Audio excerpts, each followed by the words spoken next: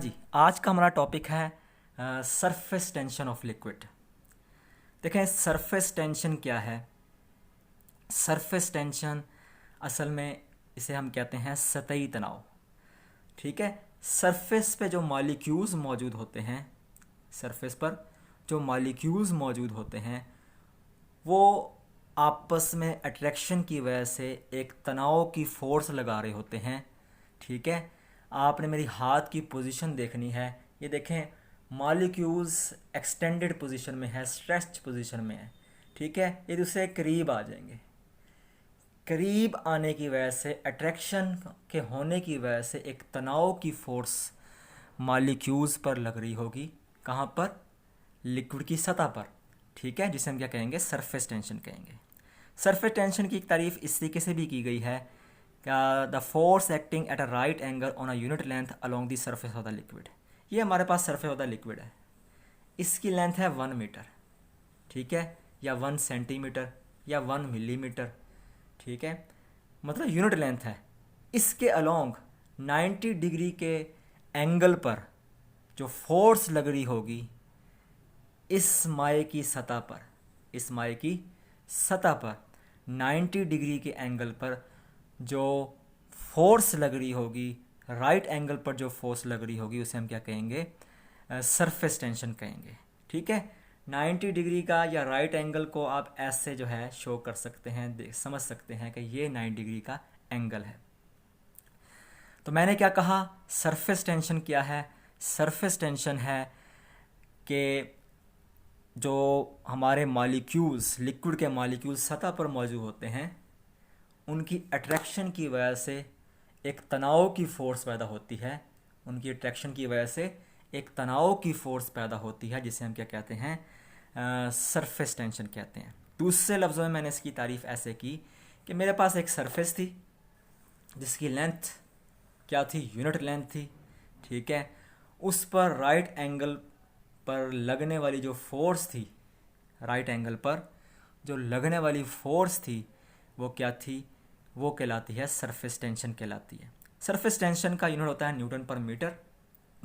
ठीक है, कि यूनिट लेंथ पर लगने वाली फोर्स, ठीक है, क्या कहलाती है? वो कहलाती है सरफेस टेंशन कहलाती है। तो फोर्स का यूनिट न्यूटन है और लेंथ का यूनिट क्या है? मीटर है। ये है एक यूनिट एक सिस्टम में, जिसे हम एसआई सिस्टम कहते हैं। ये हमारे पास सीजीएस सिस्टम होता है। ठीक है, सेंटीमीटर, ग्राम, सेकंड। तो सीजीएस सिस्टम ऑफ मेजरमेंट में जो है इसका यूनिट क्या है? डाइन पर सेंटीमीटर है। देखें, हमारे पास, हम फ़र्ज़ कर लेते हैं हमारे पास लिक्विड के मॉलिक्यूल्स हैं।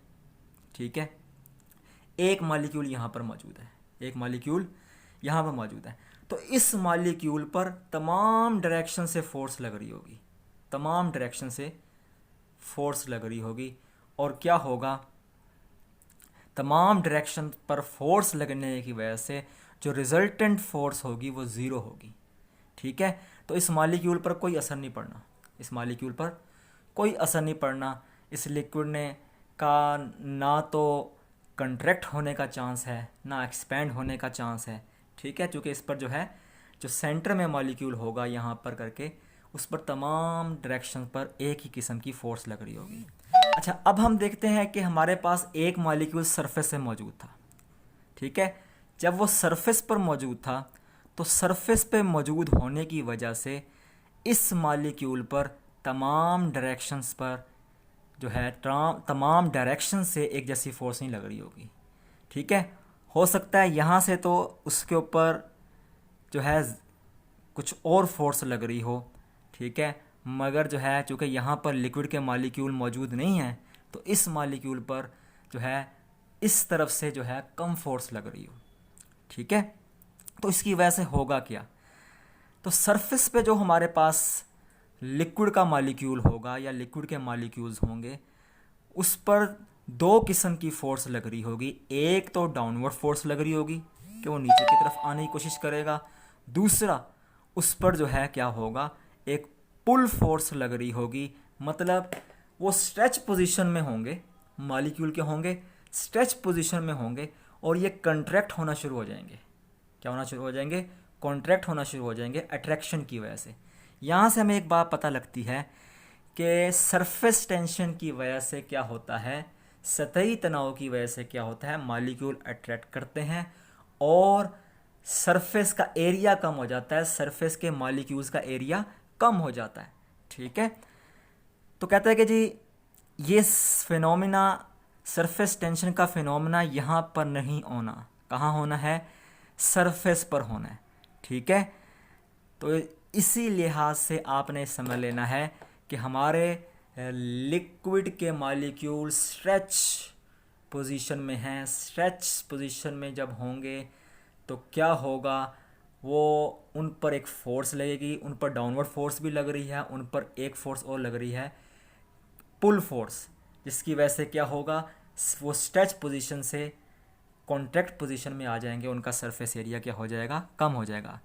तो कहता है कि जी इसी वजह से क्या होता है कि जो हमारे लिक्विड के मॉलिक्यूल सरफेस पे होते हैं वो जो है उनका एरिया कम हो जाता है। They are categorise by their tendency to become as small as possible. इनका एरिया कम से कम हो जाता है, ये छोटे से छोटे जगह को फिर कवर करना शुरू कर देते हैं सतही तनाव की वजह से। This force in the surface of the liquid is called surface tension. इस फोर्स को हम क्या कहते हैं, सरफेस ऑफ द टेंशन। तो मैंने आपको दो केस बताए। एक केस मैंने आपको बताया कि मॉलिक्यूल यहाँ पर मौजूद है, इस पर तमाम डायरेक्शन में एक जैसी फोर्स लग रही होंगी, ना तो ये कॉन्ट्रैक्ट करेंगे, ना ही ये नीचे जाएंगे, ना ही ये इधर उधर मूव करेंगे। ये हमने जो है इस केस को समझ लिया। फिर मैंने कहा सरफेस टेंशन तो होती ही सरफेस पर है, तो सरफेस पर जब हम मॉलिक्यूल को देखेंगे उस पर तमाम डायरेक्शन में एक जैसी फोर्स नहीं लग रही होगी। ठीक है, यहाँ पर कोई और फोर्स लग रही होगी और यहाँ पर जो है हो सकता है फोर्स की जो अमाउंट हो कुछ और हो। इसकी वजह से क्या होगा, मॉलिक्यूल पर दो किस्म की फोर्स लग सकती हैं। इस मॉलिक्यूल पर एक डाउनवर्ड फोर्स, एक पुल फोर्स। ठीक है, पुल फोर्स का बड़ा अहम किरदार है यहाँ पर।